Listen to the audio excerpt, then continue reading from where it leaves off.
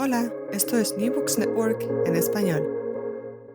Bienvenidos a este episodio de NBN en español, la sección hispana de New Books Network. Esta entrevista cuenta con el apoyo del Semillero de Investigación en Literatura Latinoamericana, SILAT, de la Pontificia Universidad Javeriana. Mi nombre es Juan Esteban Plaza y hoy tenemos el gusto de hablar con Dailet Domínguez, con quien conversaremos de su libro del 2021, Ficciones etnográficas, literatura, ciencias sociales y proyectos nacionales en el Caribe hispano del siglo XIX. Dailet Domínguez es profesora asociada de Literatura y Culturas del Caribe y América Latina en la Universidad de California en Berkeley. Sus artículos sobre culturas viajeras, costumbrismo, imperio, nación, revolución, raza y colonialismo han aparecido en algunas de las revistas más prestigiosas del campo como Atlantic Studies, Revista Iberoamericana, Cuban Studies, Revista Hispánica Moderna, Review, Revista de Estudios Hispánicos, entre otras. En 2021 editó un número especial de Atlantic Studies sobre esclavitud, movilidad y redes en Cuba durante el siglo XIX. Ficciones etnográficas es su primer libro a la fecha. Bienvenida, Dailet, un placer tenerte en NBN. No, muchas gracias, el placer es todo mío. Me da mucho gusto estar acá, poder conversar contigo. Felicidades por esta iniciativa. Estoy muy feliz de estar acá. Tu libro Ficciones etnográficas aborda el tema de la formación de los imaginarios nacionales en el Caribe desde una óptica muy novedosa que consiste en rastrear esos imaginarios en relación a la consolidación y la institucionalización de las ciencias sociales en las islas del Caribe a finales del siglo XIX. Sin embargo, en lugar de identificar el origen de esos discursos en las ciencias sociales europeas, ¿no?, que es la lectura a la que estamos más acostumbrados, tu libro muestra la enorme importancia que tuvieron las tradiciones literarias caribeñas en el momento en que las ciencias sociales tuvieron que legitimarse sobre la base de un corpus de documentos acerca de las características naturales y sociales del Caribe. Este es uno de los procesos más importantes que describe el libro, ¿no? Tú hablas de un proceso de documentalización de la literatura por parte de las ciencias sociales, que sería el final de un proceso más largo en el que distintos géneros literarios se influyeron mutuamente, fijando a la vez un repertorio de figuras y tipos representativos de lo nacional. Aquí podríamos pensar en figuras como la mulata, el jíbaro, el montero, el indio y otros, ¿no? Todos estos personajes que todavía hoy siguen pesando en los imaginarios nacionales se formaron en el periodo que estudia el libro gracias a la escritura de géneros literarios, como el costumbrismo, la literatura de viajes y la novela. Esto, bueno, me lleva a la primera pregunta que tiene que ver con la génesis del proyecto. Em, Tu libro sorprende por el modo en que articula una narrativa que abarca un siglo entero de desarrollos artísticos y científicos, varios géneros y formas discursivas, y múltiples contextos nacionales, regionales y globales. El libro es de una erudición sorprendente, eh, que al mismo tiempo no pierde al lector en los detalles, sino que está, digamos, siempre volviendo a la organicidad del argumento. Entonces, cuéntanos cómo surge un proyecto como este y en qué momento cristalizó la idea de trazar los proyectos nacionales del Caribe hispánico en relación a la formación de las ciencias sociales en la región. Sí, sí, sí, muchas gracias, ¿no? Por esa lectura tan atenta y de nuevo es un regocijo estar acá contigo conversando, ¿no? Ficciones etnográficas es un libro que tiene su punto de partida en mi interés por la manera en que ciertos géneros literarios, ¿no? Tú lo decías, el cuadro de costumbres, la literatura de viajes, la novela realista, circulan en los trabajos antropológicos de Fernando Ortiz. Me interesaba mucho eso cuando regreso a releer a Fernando Ortiz en la escuela graduada, ¿no? Ver la insistencia con que Ortiz regresaba a los viajeros y a los costumbristas del siglo XIX para sostener de alguna manera su escritura antropológica.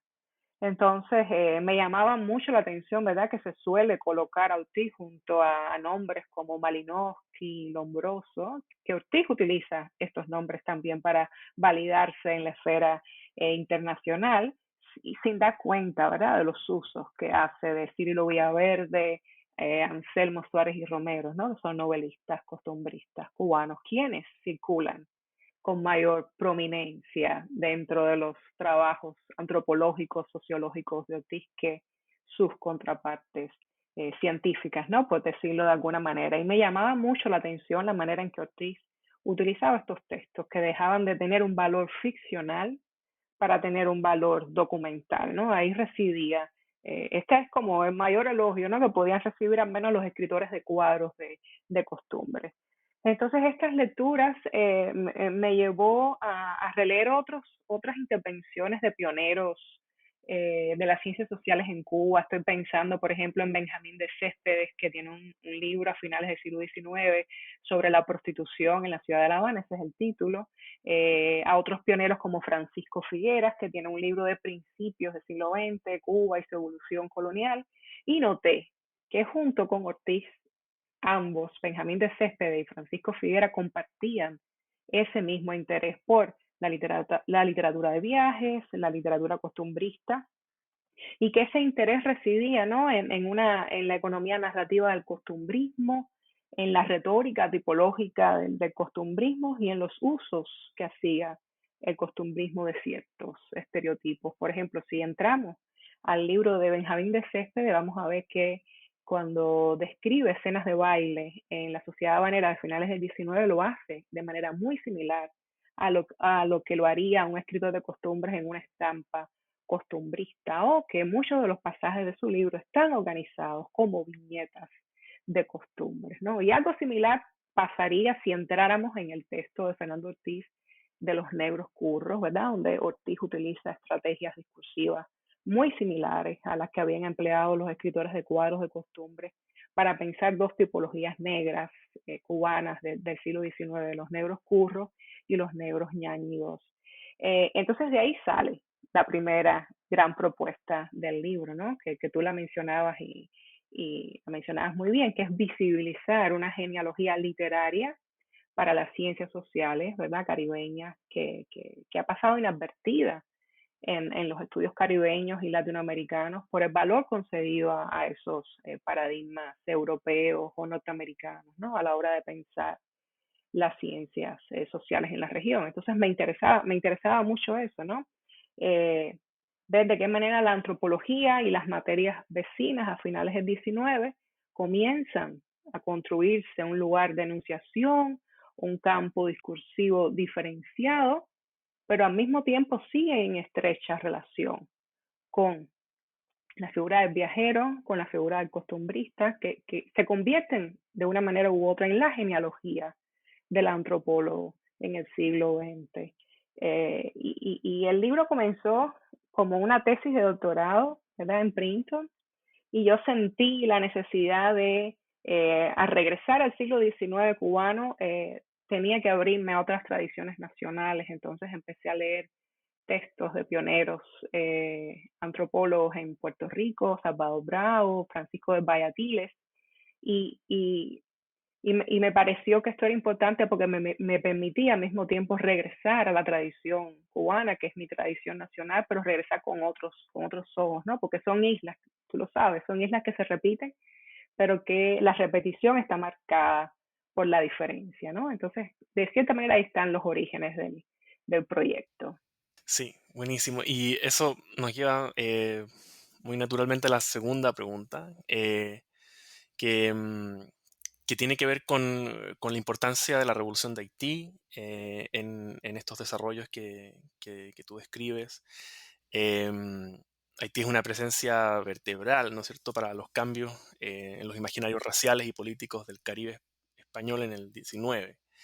Em, Pensando nuevamente en qué es lo que unifica toda esta historia, este archipiélago. ¿Qué significó la Revolución Haitiana? Entonces, mi pregunta, a inicios del siglo, y cómo fue recibida por los letrados criollos al momento de formular los imaginarios nacionales.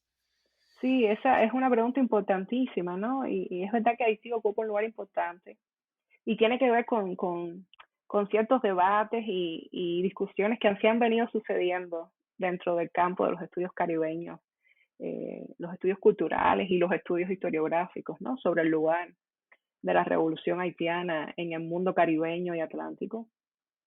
Y yo creo que es importante que pensemos, ¿no? Que no se puede pensar el siglo XIX cubano o puertorriqueño, mucho menos dominicano, sin tener en cuenta el lugar de Haití, el lugar de la revolución, ¿no? En el Caribe.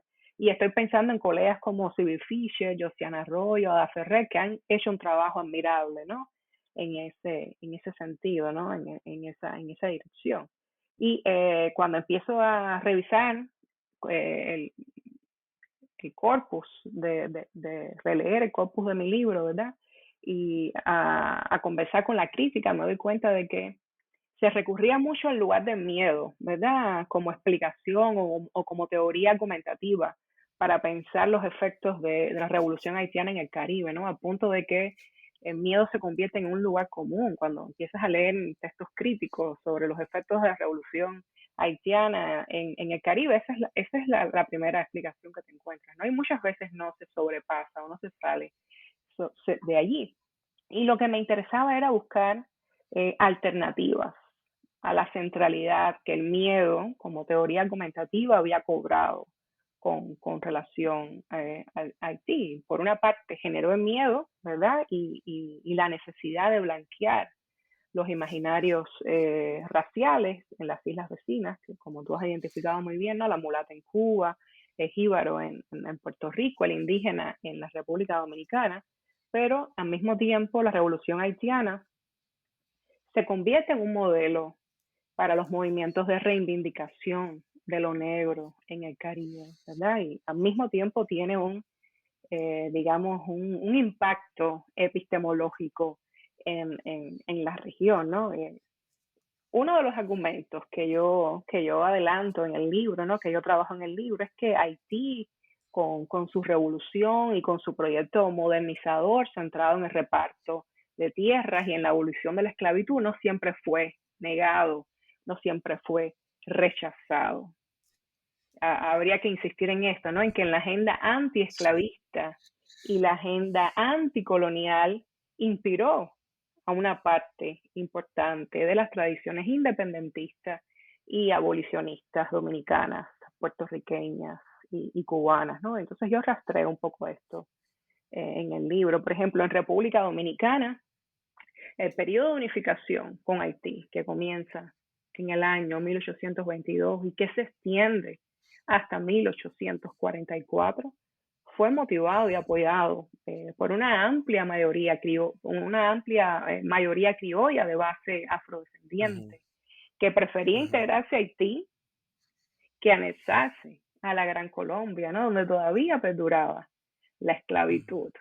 Entonces, estos son, me parece que son cuestiones importantes, ¿no? Que yo señalo en el libro. En Puerto Rico algo similar sucede, ¿no? En la década de los 60, los reformistas puertorriqueños que están en España abogando por la abolición de la esclavitud, utilizan ese legado de la revolución haitiana para proponer abolir la esclavitud en las cortes españolas en el año 1866, ¿no? Y esto ha sido señalado también por historiadores, ¿no? Estoy pensando, por ejemplo, en Rafael Rojas, Ada Ferrera también ha insistido en esto, ¿no? Que muchos de los conceptos claves que, que van a organizar el futuro político de las Antillas, ¿verdad? Como derechos naturales, ciudadanía, soberanía, antiimperialismo, se van a organizar o se van a rearticular en constante diálogo con el recién independizado Haití. Entonces, Haití, no hay una parte específica para Haití dentro del libro, pero recorre, ¿no? De alguna manera todo el monográfico y termino discutiendo, ¿no? En la parte de Cuba se cierra precisamente con la discusión que se sucede en la Sociedad Antropológica de la Isla de Cuba sobre el libro de Antenor Firmen, que es un antropólogo haitiano que escribe un libro en respuesta a Gobineau, ¿no? Y que derrumba, es quien articula una de las grandes premisas, ¿no? Del racismo científico a finales del siglo XIX. Entonces Haití recorre, de alguna manera, el libro. Sí, sí. Sí, es como tú dices al final que Haití está siempre como en el fondo de esta historia, ¿no? Y es muy interesante pensar que una de las cosas que unifica al Caribe hispánico es justamente lo que está por fuera de él. Em, pero claro, como tú dices, también están digamos, estos matices que muchas veces son obviados por narrativas históricas que tienden a simplificar esta historia del siglo XIX, que es tan rica y tan compleja, diciendo que, bueno, que básicamente estuvo motivada por un proyecto de blanqueamiento, como dices tú. Bueno, el caso de República Dominicana es clave en ese sentido para complicar esa narrativa. Em, bueno, hay otra pregunta que tiene que ver más con la dimensión, podríamos decir, em, epistemológica del libro. Y también quería mencionar tres libros que están como en diálogo con el tuyo. Uno es Imperialize, de Mary Louise Pratt, que estudia el papel de la literatura de viajes en la formación de los proyectos imperiales. El segundo es Ficciones Fundacionales, de Doris Sommer, que analiza cómo las novelas del siglo XIX fueron instrumentales para la creación de los imaginarios nacionales. Y el tercero es Mito y Archivo, de Roberto González Echevarría, que se presenta como una teoría de la novela latinoamericana, ¿no? Me parece que eh, hay un diálogo interesante con este último libro, porque una de las tesis que sostiene es que América Latina habría imitado a lo largo de su historia, en la novela, digamos, la novela latinoamericana habría imitado los discursos centrales que articulan el saber-poder en diferentes épocas. Entonces está primero el discurso jurídico, ¿no es cierto?, durante los siglos de la colonia, luego las ciencias naturales en el siglo XIX y finalmente la antropología. Ahora, tú discutes esta tesis, ¿no?, diciendo que lo que ocurre más bien es al revés, ¿no? Es como que las ciencias sociales en el Caribe em, emergen a partir de los discursos literarios, bueno, sobre todo estos tres géneros que trabajas tú, ¿no? El cuadro de costumbres, la literatura de viajes y la novela. En ese sentido, no es que la literatura se autoriza en las ciencias sociales o en la antropología, sino que tú haces como, justamente al hacer esta genealogía, muestras que la relación puede verse al revés, como que las ciencias se sostienen sobre los discursos literarios. Entonces, tomando este contexto en cuenta, ¿cuáles son las relaciones que tú ves entre poder, literatura y ciencia en esta coyuntura histórica?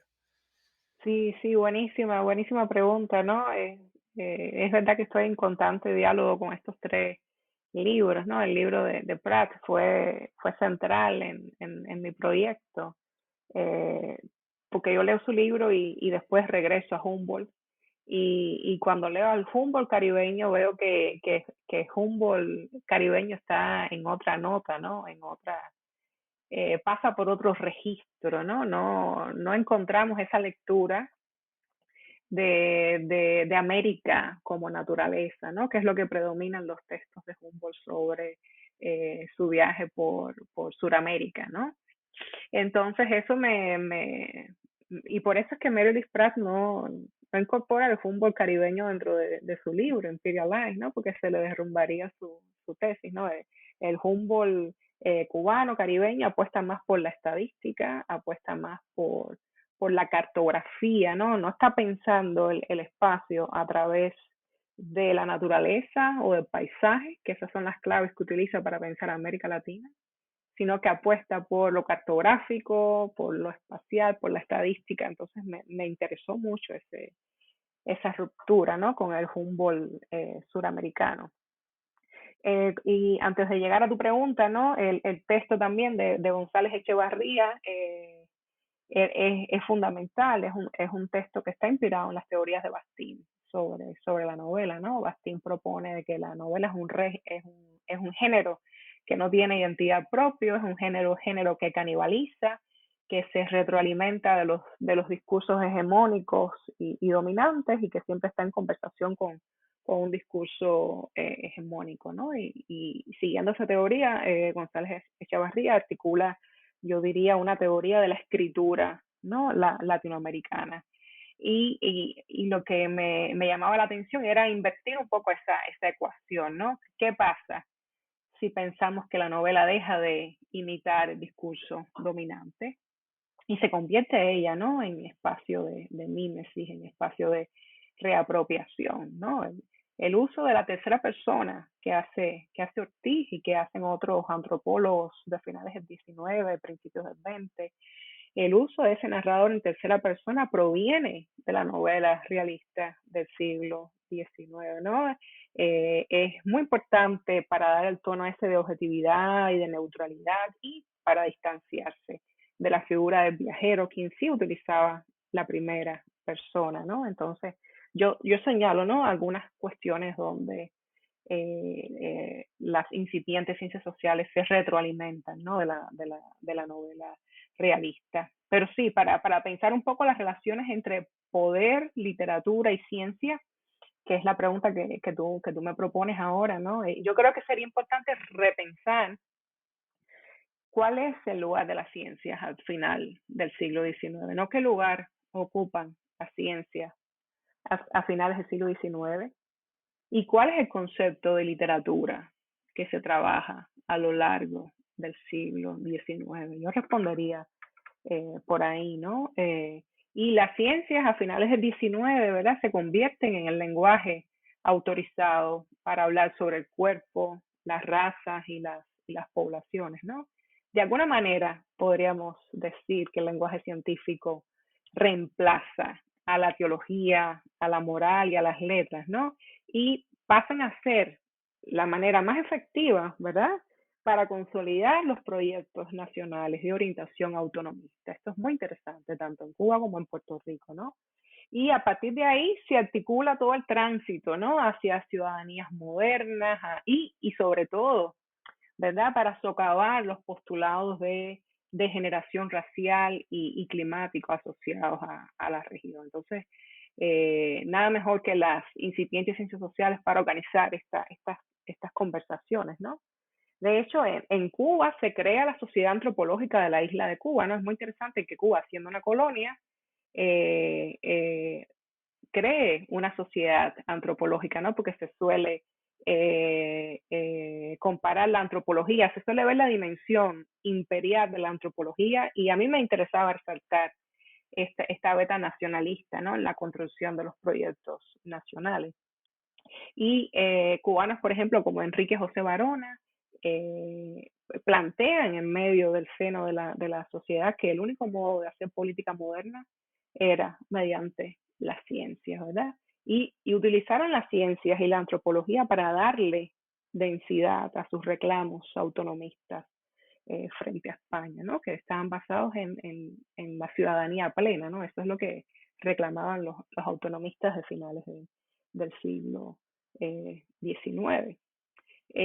Ahora, es muy importante pensar, ¿verdad?, que muchos de estos pioneros de las ciencias sociales eh, transitan de la literatura a la antropología, es decir, comienzan su incursión en la esfera pública desde la literatura, escribiendo novelas.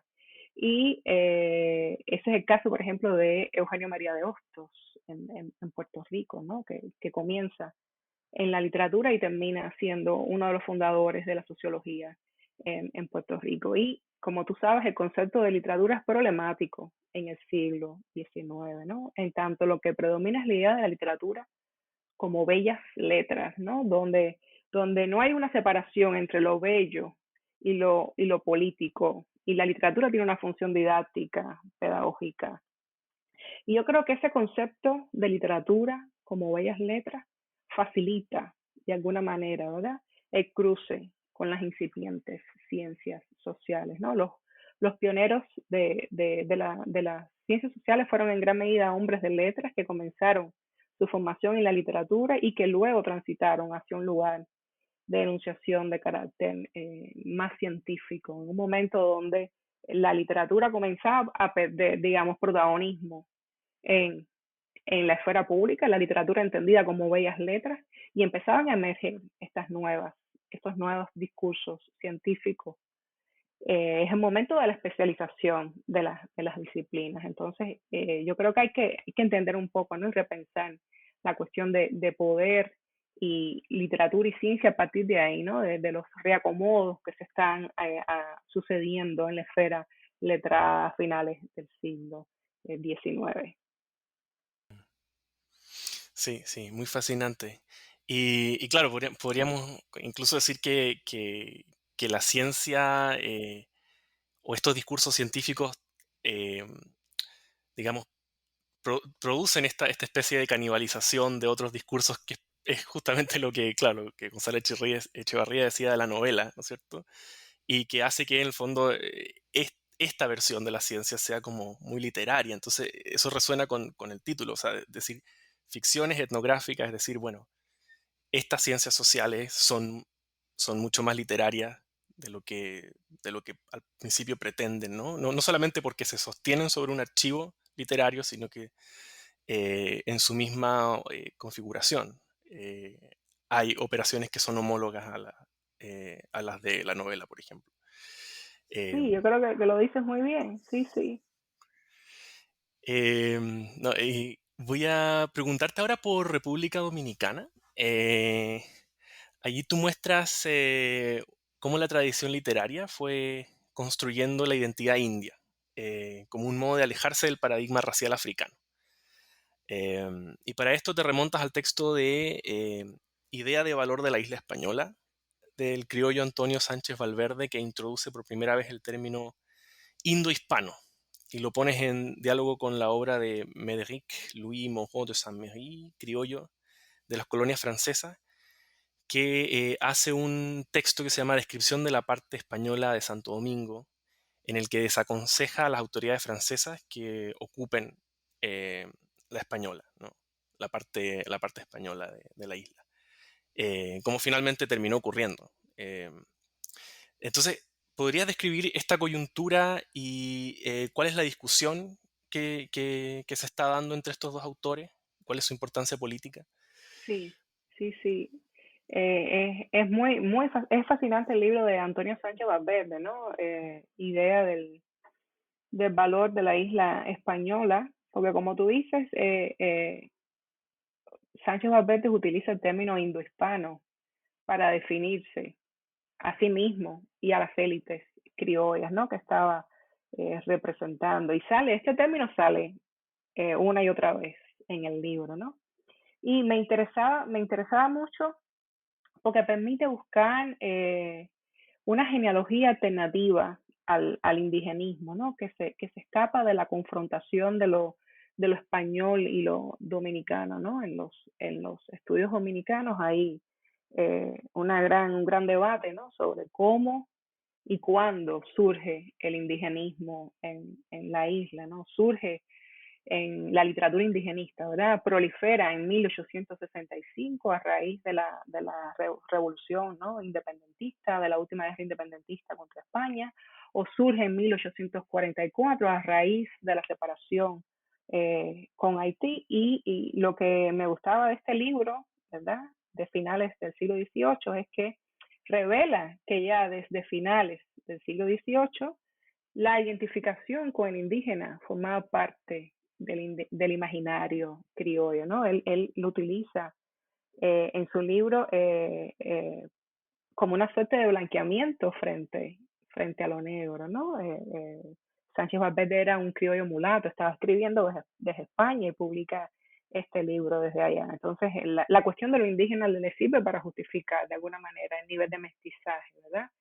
Eh, es también un libro súper interesante porque en él aparece por primera vez el gentilicio dominicano y condensa las principales narrativas que van a aparecer después a lo largo del siglo XIX en la literatura indigenista. Es decir, que es un libro fundacional en el doble sentido. Es la primera historia escrita por un dominicano en la isla y ya contiene, ¿verdad? De alguna manera, las narrativas principales que va a tener la literatura indigenista, ¿no? Más tarde, a finales del siglo XIX.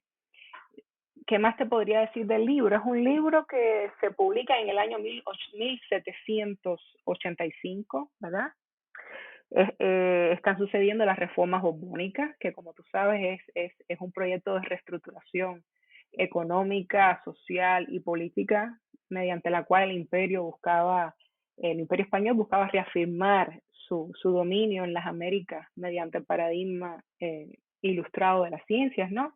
Y es a raíz de esas reformas borbónicas que llegan viajeros como Humboldt a las Américas y se produce un vasto corpus, ¿no? de literatura de viajes de textos de viajeros.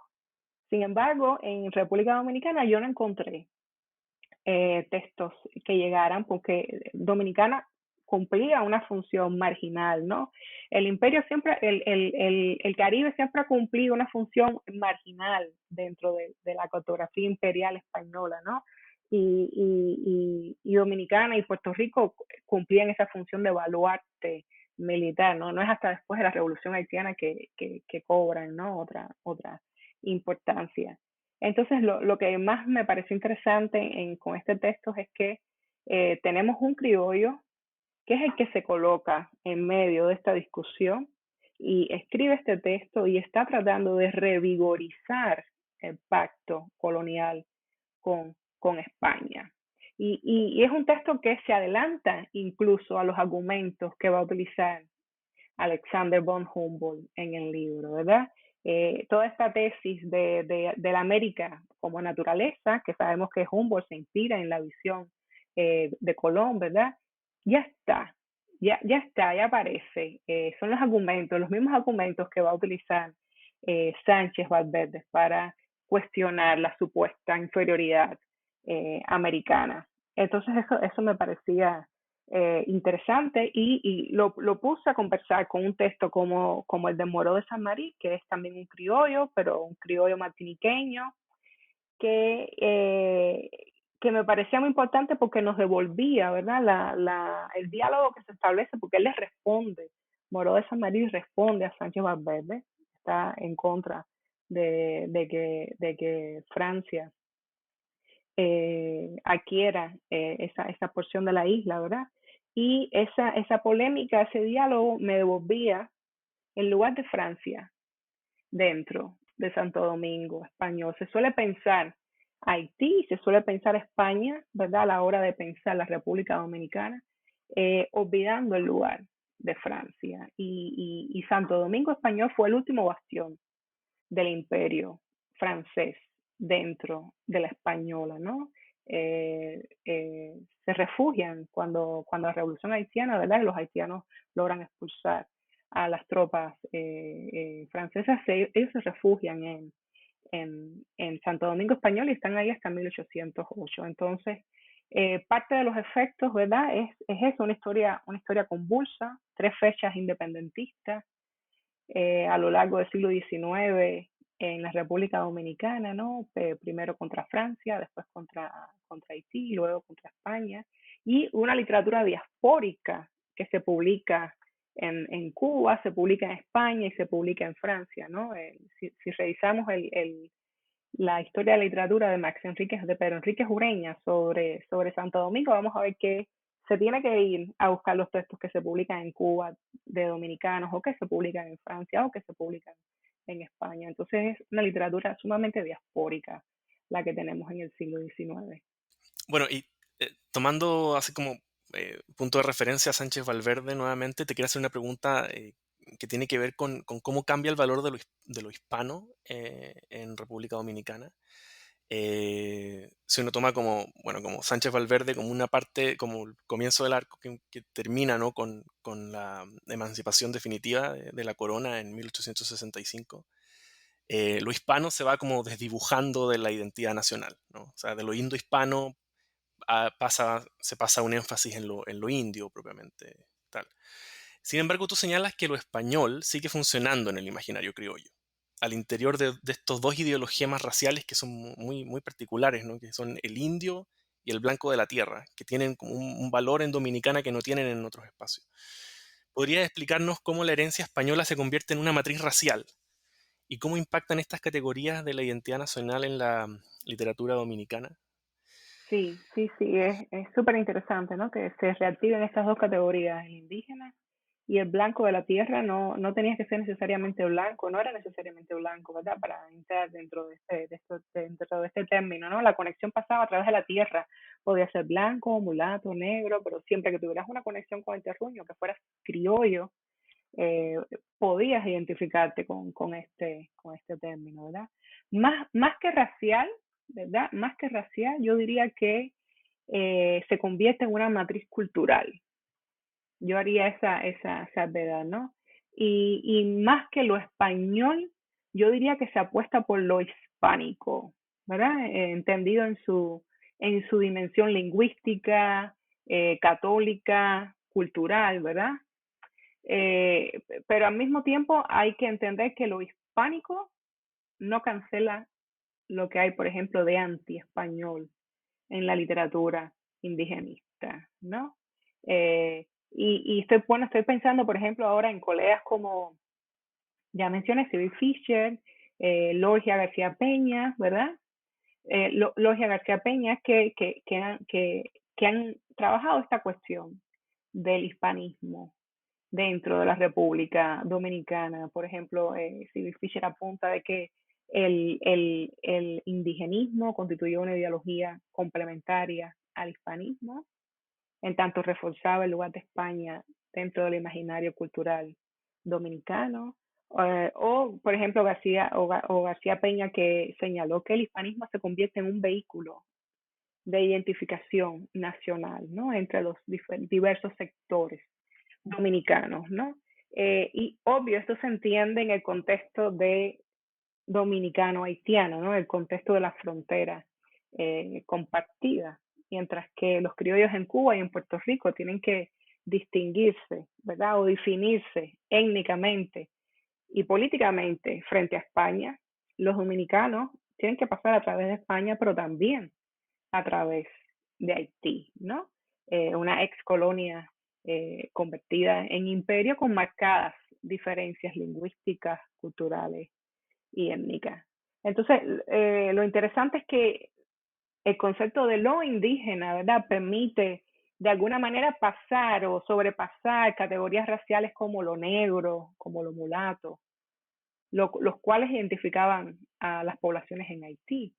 Y también permite sobrepasar categorías como lo africano o lo español, pero se nutre del acervo cultural español. Y da como resultado una literatura de tendencia indigenista muy fuerte, ¿no? Con un enfoque en el pasado colonial, una mirada arqueológica que está reescribiendo las crónicas coloniales, está regresando a los textos coloniales, ¿verdad? Y donde se privilegia la tradición literaria como género literario.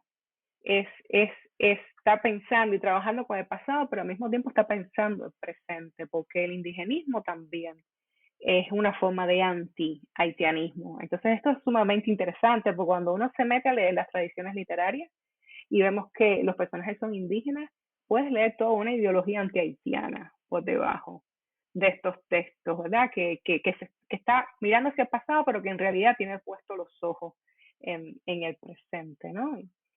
Una de las cosas que más llama la atención es que precisamente pueden rescatar una figura como la indígena y convertirla en metáfora de la identidad nacional en un espacio territorial donde el indígena no ha vivido, ¿verdad? No se ha extinguido, ¿no? Precisamente esa extinción es la que facilita la recuperación, ¿verdad? Del indígena como estandarte de la identidad en el caso dominicano. Ujú. No, es muy interesante. Además, tienes toda una sección del libro en la parte dominicana que habla de los museos, ¿no? Y del florecimiento de la arqueología también como como una ciencia que venía de alguna manera a suplir la ausencia real de estas comunidades que habían sido exterminadas, ¿no?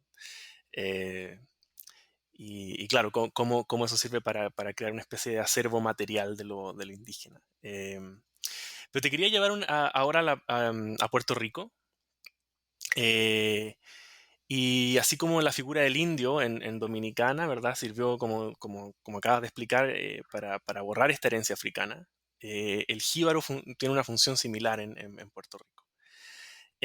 Sin embargo, en el libro no te limitas a analizar las representaciones del jíbaro en la literatura, sino que pones a esta figura en un contexto más amplio, que es el de la tesis de la degeneración provocada por el espacio puertorriqueño. Concretamente, lees la obra de Íñigo Abad y la Sierra para ver cómo a través de una perspectiva naturalista se formula un determinismo geográfico que definiría a lo puertorriqueño como una subjetividad enferma y patológica. Al mismo tiempo muestras el impacto duradero que tuvieron estas tesis, al punto de repetirse hasta ya entrado el siglo XX en obras como la de Antonio Pedreira, sobre todo, ¿no? A quien llamas el mejor escritor boricua del siglo XIX. Me encantó este gesto porque me recuerda algo que decía Piglia, de que Borges era el último escritor argentino del siglo XIX Bueno, y es, está inspirado ahí, claro, claro. y es significativo que, claro, esté en los agradecimientos del libro, fue Fue mi uno de maestro, tus... además. Sí. Es lindo ese gesto, pero más allá digamos, del guiño, hay algo muy significativo ahí, ¿no? Que es la supervivencia de estas tesis hasta ya entrado el siglo XIX, que introduce un matiz en una de las ideas del libro que dice bueno, que con las ciencias sociales la idea de la degeneración va desapareciendo. Sin embargo, tiene estas expresiones en el siglo XIX, perdón, en el XX. Entonces te quería preguntar, ¿cómo entiendes, por un lado, la relación entre la imagen del jíbaro y las tesis de la degeneración? Y por otro lado, ¿cómo se transforman estas tesis a partir de la anexión a Estados Unidos de Puerto Rico a fines del siglo XIX? Muy bien, tienes ahí dos preguntas, ¿no? Entonces, eh, sí, sí, sí. Gracias por esta lectura, ¿no? Es muy interesante ver cómo los letrados puertorriqueños a finales del 19 están trabajando con estos presupuestos de degeneración y rearticulando estos presupuestos, ¿no? Sobre todo motivados por impulsar sus proyectos autonomistas, ¿verdad? Y los reclamos de ciudadanía plena frente a España. Entonces, en el momento que Salvador Brau, Francisco de Bayatiles, ¿verdad? Están escribiendo los primeros textos antropológicos y sociológicos, están comenzando a rearticular las causas de la degeneración y empiezan a trabajar con que las causas de la degeneración ya no pasan a través de el clima, el determinismo geográfico o la mezcla racial, ¿verdad? Que estas eran las ideas que primaban a finales del 18, que la mezcla racial causaba degeneración, seres endebles. Eh, y ellos lo que hacen es dar un giro de tuerca, ¿no? Y dice, bueno, no es el clima, no es la mezcla de raza, es la dieta, es la higiene, es la esclavitud, es el colonialismo, ¿no? Y después en el siglo XX tenemos autores como Tomás Blanco, ¿verdad? Con su prontuario, que expanden esta actitud revisionista o este empeño revisionista. Tenemos a Pedreira, ¿verdad? Que de alguna manera continúa con estos eh, postulados, que es como el gran lector de Fraíño, Abad y la Sierra en pleno siglo XX, ¿verdad? Y que de alguna manera regurgita, ¿no? Todos estos postulados de la degeneración. Entonces las imágenes, no sé si cuando me hablas de la imagen de Jíbaro te refieres a las pinturas que hay sobre el Jíbaro, cuando hablas de la imagen de Jíbaro, No, me refiero a la figura, tanto en la literatura como en las artes visuales. Sí. ya, a finales del siglo XIX lo que hay es esa apuesta, ¿no? Por cambiar de lo geográfico se pasa a lo político, ¿no? Como causa de degeneración, y lo político a la larga es modificable, es cambiable, ¿no? Con la dieta, ¿no? Entonces este me parece que es un gesto súper interesante que se da dentro de las ciencias sociales a finales del 19, ¿no? Con relación a los Estados Unidos, ¿verdad? La pregunta que me haces con relación a los Estados Unidos, tal vez puedo apuntar el dato de que en el año 1926 se crea la Escuela de Medicina Tropical. Es la primera institución de este tipo en las Américas, ¿no? Y está respaldada por la Universidad de Columbia, de la Universidad de Columbia en Nueva York. En ese momento Columbia es el centro del panamericanismo, ¿no? Eh, entonces es interesante ver cómo esos discursos continúan, ¿no? A través de otras instituciones o a través de otros mecanismos. Pero lo que más, con relación a los Estados Unidos, lo que más me interesaba resaltar a mí a finales de la parte de Puerto Rico es un poco desmontar la idea esta de que las ciencias sociales o la antropología en la isla comienza con la intervención norteamericana, ¿no? Porque tenemos figuras de la talla de Boas, que llegan a Puerto Rico con estos proyectos antropológicos y sociológicos, y lo que yo hago es rescatar un texto casi olvidado, ¿no? En los estudios puertorriqueños, y es el texto de Francisco de Valladares, que es el primer texto antropológico que se escribe en la isla. Entonces ese gesto me parecía importante, ¿no? Darle esta dimensión a lo local, a lo vernáculo, frente a lo norteamericano, en el contexto de Puerto Rico. Buenísimo. Bueno, pasando ahora al caso cubano, ya has mencionado tú a Alexander von Humboldt, una figura pionera.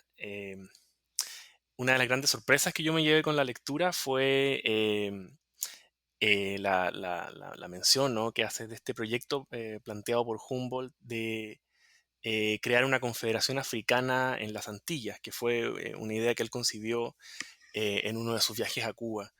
Em, Quisiera preguntarte entonces así, bueno, pedirte que nos expliques en qué consistía este proyecto y cuáles fueron las condiciones del silencio que existió en torno a esta idea de Humboldt, porque tú haces una reconstrucción de cómo fue recibida eh, esta idea y cómo fue básicamente borrada, ¿no?, durante el siglo XIX. Sí, yo también me sorprendí mucho, ¿no? Yo obviamente empecé a leer a Humboldt en traducción al español, su texto, el ensayo político sobre la isla de Cuba, y en algún momento regresé a la versión original en francés. Y ahí me percaté de la diferencia, de la manera diferente en que había sido traducida la propuesta de Humboldt, ¿no? Entonces tiene que ver con la historia de la traducción del texto. Eh, Tú sabes, cuando Humboldt termina su viaje por las Américas en 1804, se asienta en París. París en ese momento la gran empresa editorial del mundo, y escribe su obra en francés, ¿no? El ensayo político sobre la isla de Cuba se publica primero en francés en 1826, y no es hasta el año siguiente donde sale la traducción al español en 1827. Curiosamente, los criollos cubanos leen la versión al francés, la versión, no, el original en francés. Francisco de Arango y Parreño, que es además uno de los anfitriones de Humboldt en Cuba, y es el gran esclavista cubano del siglo XIX, ¿no? Es el que monta todo el edificio esclavista a raíz de la revolución haitiana. Anota y comenta la edición del diario en francés, pero nunca se refiere al vaticinio de Humboldt sobre que el futuro político de las Antillas se pueden organizar a través de una confederación africana.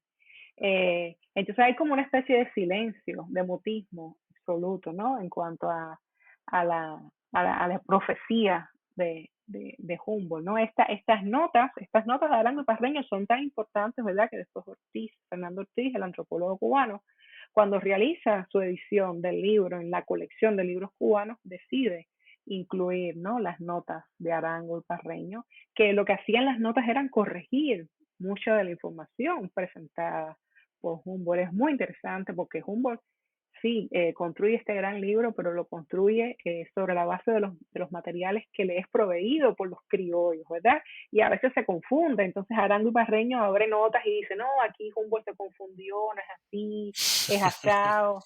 Eh, entonces es muy interesante que la tradición crítica, ¿verdad?, cubana ha puesto mucho énfasis en el proyecto antiesclavista de Humboldt, pero no ha reparado siquiera, ¿verdad?, en esa posible confederación africana, ¿no?, que Humboldt vaticina de alguna manera. No podría decir si Ortiz, obviamente parece no regresó al original en francés, ¿verdad? Pero en mi investigación yo solamente encontré a Domingo Almonte, es el único que se refiere a este vaticinio de Humboldt en una carta que escribe al diplomático norteamericano Alexander Hill Everett. Y en ese momento Domingo del Monte está siendo acusado de ser el principal cabecilla de la rebelión de la Escalera, de la conspiración de la Escalera, Y en esa carta él habla, ¿no? Es el único documento que yo he encontrado, ¿no?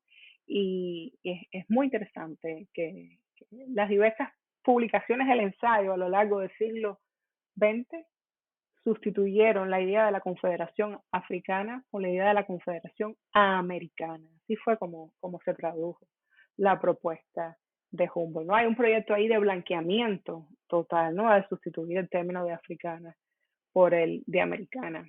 Y este no es el único silencio, ¿verdad? Este no es el único silencio que hay en torno al ensayo de Humboldt, sino que también se ha silenciado la dimensión haitiana que tiene este libro, ¿verdad? Es otra faceta del libro que no ha sido trabajada por los historiadores en Cuba, por los críticos culturales, ¿no? El libro es uno de los primeros lugares donde se comienza a rearticular el imaginario de terror y de violencia asociado con la revolución haitiana, ¿no? Para Humboldt, la revolución haitiana tiene un carácter progresista, ¿verdad? Y coloca la revolución haitiana dentro del imaginario independentista y anticolonial americano y la conecta con la revolución norteamericana y con las revoluciones latinoamericanas del continente.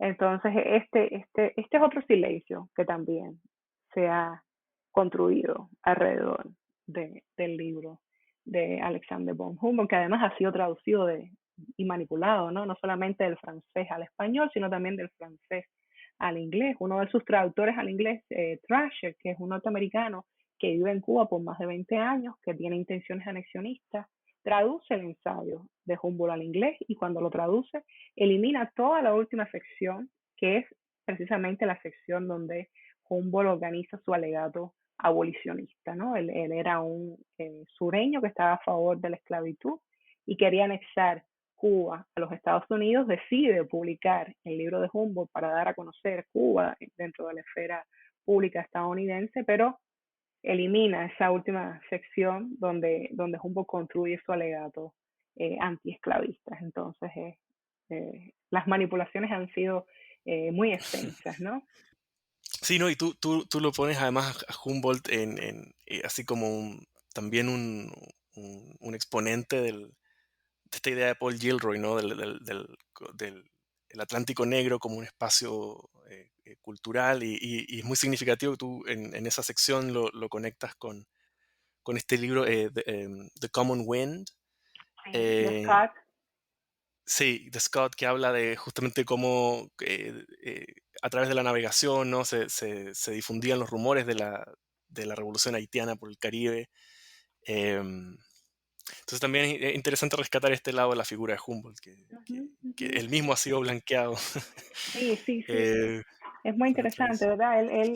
La revolución haitiana le permite configurar otra dimensión geográfica del Caribe y pensar el Caribe más allá de las islas. Esto es algo novedoso, ¿verdad? Esto es algo de los años que se ha hecho en los años 90 en los estudios caribeños, pero Humboldt está pensando las Antillas, pero las está pensando con relación al sur de los Estados Unidos y con relación al litoral de Sudamérica. Entonces es como una especie de Caribe expandido que emerge, ¿no?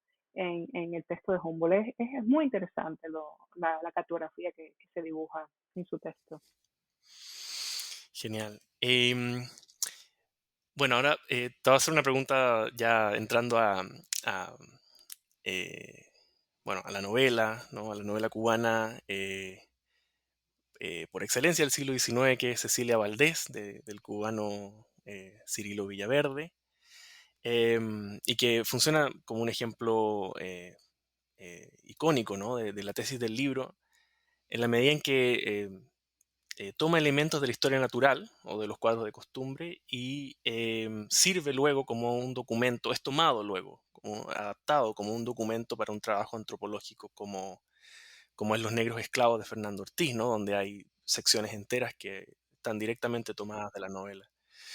Teniendo en cuenta esta condición híbrida del texto entre literatura y ciencia, me interesó la descripción que haces de la novela como portadora de un antiesclavismo racista, cómo coexisten, ¿no? Las tesis racistas con el abolicionismo. eh, este oxímoron, ¿no? Como antiesclavismo racista o racismo antiesclavista, tiene su prolongación también en la ciencia. Entonces, la pregunta es, ¿hasta qué punto te parece que las ciencias naturales siguen pesando en el racismo que existe en el siglo XX? ¿Y cómo te parece que interactúa la literatura con los paradigmas científicos en este contexto? Sí, sí, yo recuerdo que cuando leí la novela en los Estados Unidos, ¿no? En la escuela graduada me sorprendió mucho eso, ¿no? Y yo dije, es una novela antiesclavista, pero sumamente racista. Y es que así son todas las novelas antiesclavistas del siglo XIX. Eh, las fronteras, ¿verdad? Las fronteras entre las retóricas esclavista y abolicionista son muy porosas y son muy permeables, ¿verdad? Muchas veces se nutrieron, ¿verdad? Ya sea en las novelas antiesclavistas o los panfletos proesclavistas, se nutrieron de un imaginario común y apelaron a un mismo repertorio de ideas, tropos, conceptos, ¿verdad? Por ejemplo, la figura del esclavo dócil, que es un tropo muy común dentro de las novelas antiesclavistas, no fue una invención de las novelas antiesclavistas, sino que ya había sido utilizado dentro de la retórica esclavista. Entonces hay un espacio que es mancomunado, ¿no? Retóricamente y tanto novelas antiesclavistas como folletos proesclavistas están utilizando los mismos tropos o las mismas ideas. Estoy pensando, por ejemplo, en la Condesa de Merlín, que es una criolla cubana que se va joven y emigra y reside en Francia, ¿verdad? Y es probablemente la única mujer en el Caribe que escribe un folleto que está abogando por la perpetuación de la esclavitud. Y los argumentos que utiliza para abogar por la perpetuación de la esclavitud los toma directamente de la retórica abolicionista. Utiliza, ¿verdad?, todo el debate que se está sucediendo sobre los derechos naturales y utiliza la retórica sentimental, que es muy propia del antiesclavismo, y los reincorpora dentro de un folleto esclavista. Entonces es mucho más poroso, ¿verdad? Y más permeable las fronteras entre una y otra de lo que normalmente podemos pensar, ¿no? Ahora nosotros lectores como del siglo XXI, ¿no? Regresando a tu pregunta, ¿no? Sobre las ciencias naturales, yo creo que pesan mucho las ciencias naturales en las ciencias sociales a finales del siglo XIX y en las primeras décadas del siglo XX, pero que una vez que la antropología comienza a transitar de paradigma racial a paradigma cultural, las ciencias naturales empiezan a perder importancia, ¿verdad? Como tú sabes, la historia natural es el saber hegemónico por excelencia en el siglo XIX y su impacto se hace sentir no solo en la cultura científica, sino también en la cultura letrada, ¿verdad? La historia natural, y yo esto lo trabajo en el libro, fue fundamental para la emergencia de una cultura letrada en las Américas y muchos de los saberes de la historia natural circularon dentro de la literatura de viajes y dentro de los cuadros de costumbre. Y los viajeros y los costumbristas se autorizaron utilizando la matriz discursiva de la historia natural. Ahora bien, uno de los que hacen una crítica más aguda, más sofisticada, ¿verdad? A la historia natural y a cómo la antropología utiliza la historia natural a finales del siglo XIX es el antropólogo haitiano Antenor Firmin, ¿no? Que además es miembro de la Sociedad Antropológica de París en Francia. Y Firmin critica que la antropología utilice el mismo método que había utilizado la historia natural para estudiar los minerales, las plantas y los animales, pero para estudiar ahora al hombre, ¿verdad? Él asegura que las ciencias naturales habían reducido la distancia entre el animal y el hombre al punto de incluir a este último dentro de la escala zoológica, ¿no? Y el resultado había sido la institucionalización del racismo científico a finales del XIX, ¿no? Entonces, la principal crítica de Antenor Firmin, que como te dije es un antropólogo haitiano, es que La antropología, siguiendo el modelo de la historia natural, se preocupaba por ese lado físico, por esa dimensión física del ser humano, pero olvidaba su dimensión moral, su dimensión social, ¿no? Y él llamaba la atención sobre esto. Es decir, que a finales del siglo XIX, los antropólogos de los espacios, digamos, periféricos, estaban de alguna manera anticipando el giro que se va a producir en la antropología en la década del 30 y el 40, porque al hacer un llamado, ¿verdad? Hacia lo social, hacia lo moral y hacia lo intelectual, de alguna manera está señalando el tránsito, ¿verdad?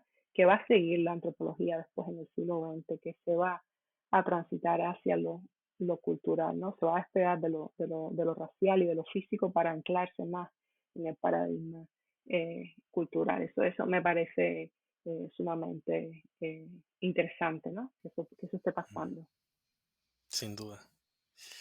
Bueno, y para terminar, Dailet, te queríamos preguntar cuáles son tus proyectos actuales que te tienen ocupada últimamente. Sí, sí, bueno, una buena pregunta. Estoy empezando a trabajar en un segundo libro. Es un segundo libro que estoy pensando, es siglo XIX, ¿verdad? Ujú. Décadas de los años 40 y 50. Y lo que me interesa mucho es ver las alianzas que se suscitaron entre ciertas élites cubanas, ¿verdad? Hacendados, periodistas, escritores, algunos esclavistas, otros anexionistas, ¿verdad?